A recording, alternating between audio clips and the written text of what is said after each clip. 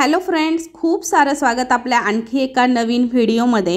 सगळ्यात अगोदर तुमच्या सर्वांची माफी मागेन, कारण 2-4 दिवस आपला व्हिडिओ चॅनलवरती आलेला नाही, कारण थोडंसं काम चालू होतं आणि त्यामुळे। तर तुम्हाला आज खूप छान असा केक दाखवणार आहे, तो म्हणजे स्क्वेअर शेप पासून रेक्टँगल केक कसा बनवायचा हे मी तुम्हाला शिकवणार आहे। नेहमीच मी माझ्या व्हिडिओमधून तुम्हाला काही ना काही छान छान गोष्टी शिकवण्याचा प्रयत्न करत असते आणि त्या तुम्हाला आवडतात सुद्धा। खूप कमेंट्स येतात की ताई तुझे व्हिडिओ खूप छान असतात, तू जे बोलते ते आम्हाला खूप आवडतं किंवा तुझ्या व्हिडिओची वाट बघते। खरं तर हे तुमचं प्रेम आहे आणि हे तुमचं प्रेम जे आहे ते माझ्यासोबत असंच कायम असू द्या। तर आता मी घेतलेला आहे 2 किलोचा मोठा बेस। जवळपास बेस जो आहे तो 14 बाय 14चा आहे आणि जो केक आहे तो आपला 1.5 किलोचा आहे, पण तो केक जो आहे तो मी 10 इंचाच्या टीनमध्ये बेक केलेला आहे स्क्वेअर शेपचा। आता तुम्ही म्हणाल हा तर स्क्वेअर शेपचाच केक झाला, मग आता रेक्टँगल कसा बरं?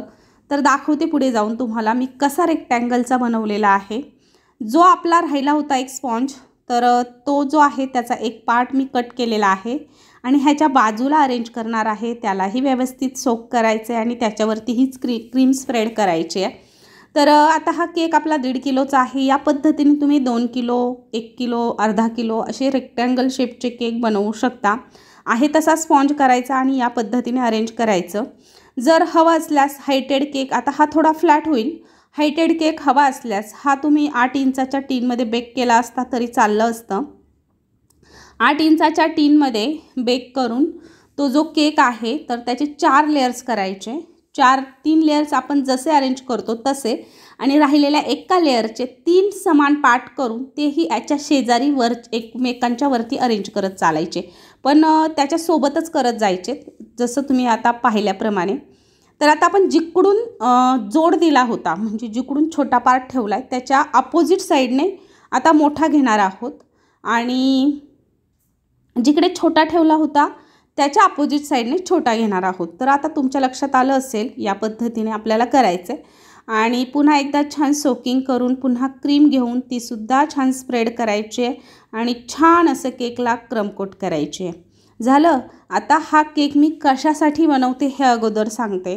सगळ्यात महत्त्वाचं, हा केक मला बनवण्याचं भाग्य लाभलं हेच मी माझ्यासाठी खूप मोठं म्हणेन, कारण आज मी जिथे शिकले, जिथे माझी जिल्हा परिषदेमध्ये शिक्षण झालं त्या शाळेला झालेले आहेत 100 वर्ष पूर्ण, म्हणजे 1924 ते आता आहे 2024, पूर्ण 100 वर्ष पूर्ण झालेली आहेत। त्या शाळेची शतकपूर्ती महोत्सव खूप खूप खूप मोठा कार्यक्रम तिथे झाला, पार पडला।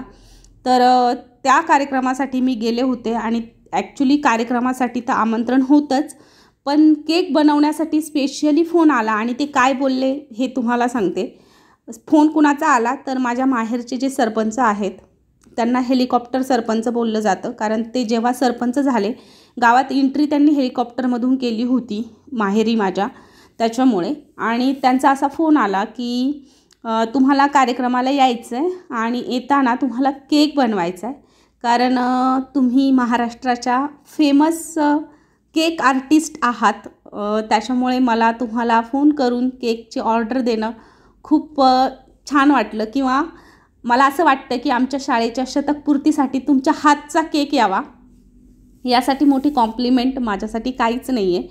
तर बघा या पद्धतीने मी फ्रीजमधून सेट करून घेतला आणि छान क्रमकोट केला आहे, साईडने कोम स्क्रेपर केलेला आहे, त्यानंतर ब्लॅक फॉरेस्टचं डेकोरेशन ह्याला मी करते आहे, कारण जेव्हा आपल्याला फार मोठ्या कार्यक्रमामध्ये केक द्यायचा असतो तेव्हा फार असं काही तामझाम करून नाही जमत, एकदम सोबर सिंपल केक आपल्याला देऊन छान वाटतं।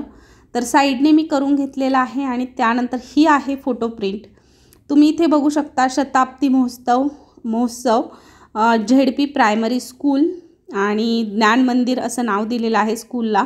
माझ्या आईच्या बाजूला स्कूल आहे, जर कधी मी गेले माहेरी तर मी तुम्हाला नक्की ही स्कूल दाखवेन, तुम्ही तशी कमेंट करून नक्की सांगा। त्या दिवशी मी गेलेली, एक छानसा व्हिडिओसुद्धा शूट करायचा होता, पण गर्दी खूप होती।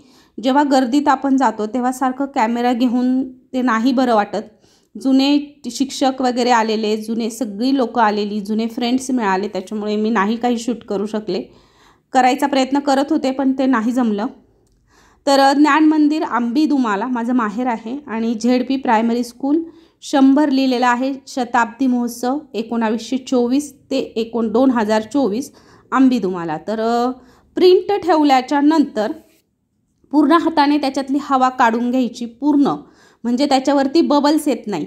आणि मी कधीही त्यावरती जेल वगैरे लावत नाही. तुम्हाला जर वाटलं तर तुम्ही न्यूट्रल जेल लावायचं, पण बिना पाण्याचं लावायचं, पाणी टाकायचं नाही. कारण ही शुगर प्रिंट असते, हिच्यावर जर पाणी पडलं तर ही मेल्ट व्हायला सुरू होईल आणि मग पूर्ण लाईट वगैरे होईल. याच्यावर जो मेसेज आहे तो तुम्ही बघू शकता. त्याच्यामुळे मी शक्यतो जेल लावत नाही. मी पूर्ण हाताने त्यातली हवा काढून घेते, त्यावरती छान डिझायनिंग करते आणि मग फ्रीजमध्ये ठेवून देते.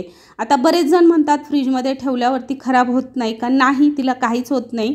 बरेच जण म्हणतात आमची फेंट होते. आता सगळ्यात महत्त्वाचं प्रिंट कोणती आहे त्याच्या क्वालिटीवरती बऱ्याच गोष्टी डिपेंड असतात. तर मोठं मोदक नोझल मी घेतलेलं आहे आणि त्याने अशी बॉर्डर करून घेतलेली आहे छान अशी. आणि सोबर सिंपल असा 1.5 किलोचा केक आपला रेडी झालेला आहे. केकची प्राईस तुम्ही 1.5 किलोचे 900 आणि प्रिंटचे 200 पकडले तर 1100 रुपयांना हा केक सेल आउट करू शकता. तर हा केक तुम्हाला कसा वाटला, मला त्यांची कॉम्प्लिमेंट तुम्हाला कशी वाटली, महाराष्ट्रातल्या फेमस केक आर्टिस्ट, तर माझ्यासाठी मोठी बातमी आहे. तुम्हाला कसं वाटलं हे सांगायला विसरू नका. केक आवडला तर एक लाईक नक्की करा, शेअर करा, सबस्क्राईब करा. अशाच एका नवीन व्हिडिओमध्ये भेटूयात उद्या. तोपर्यंत बाय.